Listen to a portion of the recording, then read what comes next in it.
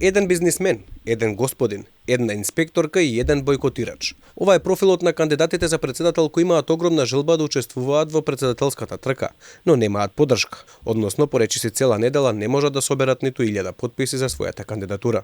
На листата од дури 11 претенденти за шеф на државата. Четворица се издвојуваат, бидејќи заедно имаат само неколку стотина потписи. Тоа се Ѓорги Манасков, Зорица Цветковска, господин Поповски и Томе Николовски. Најсилен помеѓу најслабите. Во моментов е кандидатот Ѓорги Манасков, председател на Стопанската комора за енергетика на Македонија, која се залага за национализација на компанијата Евана. Со околу 200 потписи, Манасков порача дека ќе донесе економски инвестиции од Кина. Ѓорги Манасков, претендент за председателски кандидат, Евана да се врати на државата и граѓаните, ќе донесам економски инвестиции и грантови од Кина за собствена изградба на Чебрени галиште, Вардар Пловен, пругата Будимпешта-Атина и многу други инвестиции, да влеземе веднаш во БРИК. Второто место на рангот за најмалку потписи во трката до Вила Водно го има инспекторката Зорица Цветковска од партијата Десна. Политичката опција која неодамна го смени Палчо Палевски од раководната позиција поради обвинението за двојно убиство. Иако на Зорица не и оди со потписите, таа веќе има објавено програма.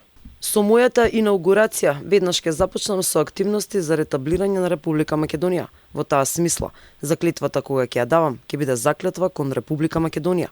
Ќе покренам иницијатива за референдум за раскинување на договорите со Бугарија и Грција. Врз основа на моите надлежности нема да потпишам ниту еден указ за закон на кој што ќе пишува Северна. Сите имаат кандидати, само Вевчани има господин. Со 10 потписи, вевчанецот господин Поповски на социјалните мрежи сподели дека веќе предничи пред актуелниот председател Пендаровски, кој пак се уште не започнал со собирање на потписи. Господин Поповски имат собрано повеќе потписи од Стево Пендаровски.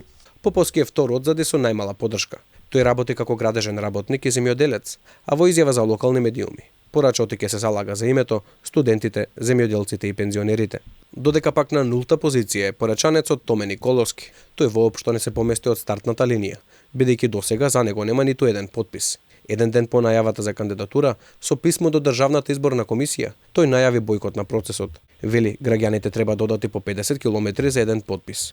Господине Даштевски, го бойкотирам собирањето на потписите и не сакам да бидам декор и некој си потрчко на некоја личност и сум разочаран од вашата индолентност. Како овие кандидати, така и они од партиите, имаат рок да соберат 10.000 потписи најдоцна до 8 март, за да имаат шанса да се надпреваруваат во трката до Вилата Водно.